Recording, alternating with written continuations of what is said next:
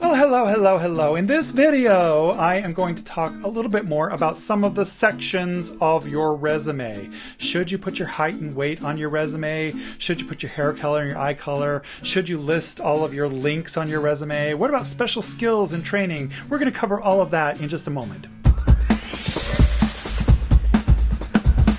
Hey y'all, if you don't know me, I'm Doug Fahl, and this is Augmented Actor, where I try to help you augment your acting career with tips and tactics and tech and tactile sensations. Anyway, I've done a few other videos about resumes. You can see that playlist somewhere on your screen, and I'll have it at the end as well. In this video, I wanted to talk to you about the header section of your resume and then the training and special skills sections of your resume. So let's start with the header. What are some things that you need to include in your header? One is your name. You want your name to be bold and prominent and stick out there, so it's the first thing they see.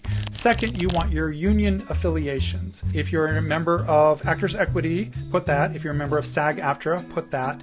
And if you're non-union, write non-union. But you can also be part of like the EMC program, the Equity Membership Candidate Program. So if you're a member of that and you're working on your weeks, go ahead and put that on, but still say non-union.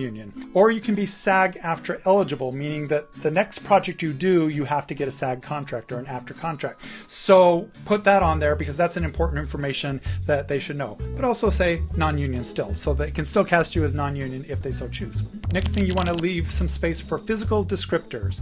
Now, there are different opinions about which descriptors to use. The four primary ones are your eye color, your hair color, your height, and your weight. Eye color and hair color were put on resumes in the past because in the olden days we all used black and white headshots, so people couldn't tell what color your eyes and hair were. So it's less important today. It's still good, especially if you're in a commercial audition or doing film and television stuff. People kind of want to know, are they getting a blue eye or a black eye or whatever? And they might not know whether your hair is brown or blonde, dirty blonde in your headshot, so you want to give them a little hint. Height is a little bit more important than weight because in casting, people can't really tell from your headshot how tall you are.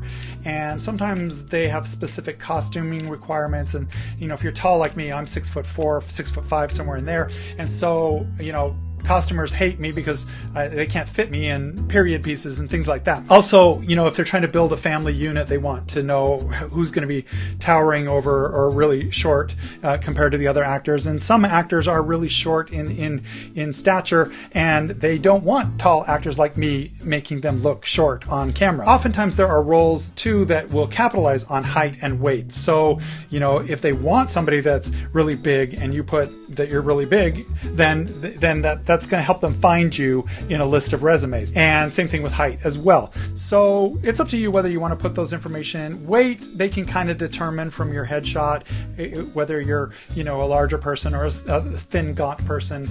And generally, they're going to see you in the room anyway. So it's not as important to put those down. The next thing you want to put is your contact information. Make sure you have a phone number and or email address that goes directly to you that you check regularly. And if you have representation, you want to skip putting your contact information and put your agency contact information as well. And then finally, you want to list any sites or links that will take these people to see your demo reel, your website, your previous work, things like that aren't listed on your resume.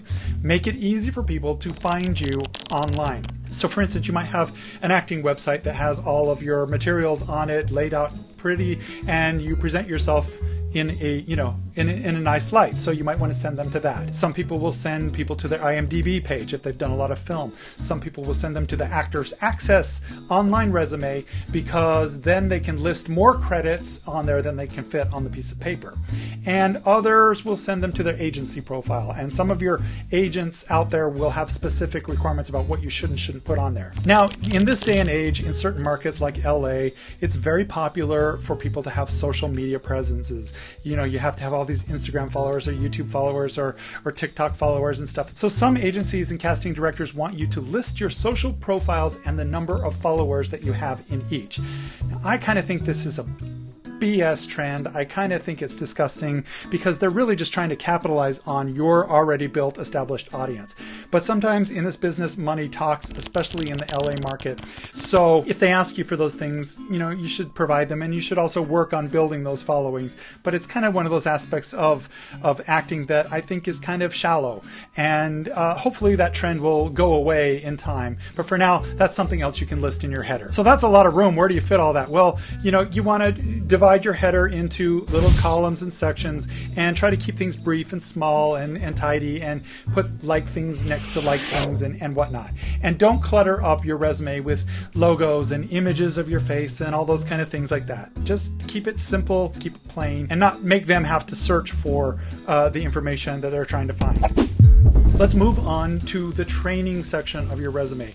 Training is very important for actors to list, because if you are training and you're doing regular trainings with industry professionals, that shows that you're dedicated to your craft, that you're putting your time and your money into getting better yourself, that you're making connections, and that you're learning the ropes too. This is especially important early on when you don't have very many credits, because if you don't have very many film credits and you're trying to break into the film market, they're going to look at your training first. If you're a singer, you want to list that you're taking voice training. If you're a dancer, you've done some dance training. If you're an improv comedy person, list any improv comedy training courses that you've taken. And you can also list your schooling, your BFAs, your degrees, anything that you got from university or high school as well can be listed on your training section. When you're listing your training, you only need 2 columns: the name of the course or the subject that you studied, and who taught it. Finally, let's talk about special skills on your resume.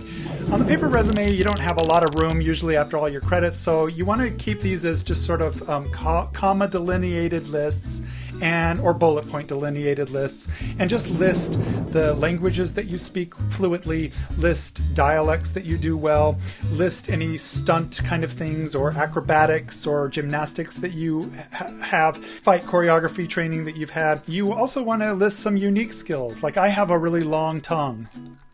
So I put that on my resume, and it sometimes gets me work and sometimes gets used in projects.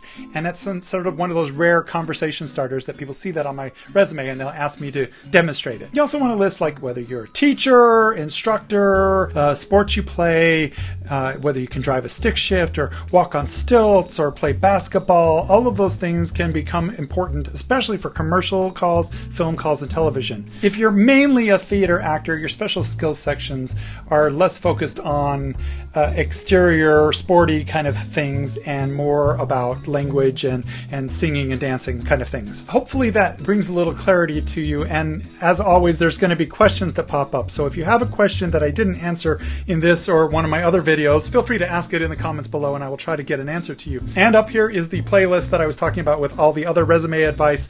Over here is a video that you might enjoy as well, and I hope to see you next time. Bye-bye.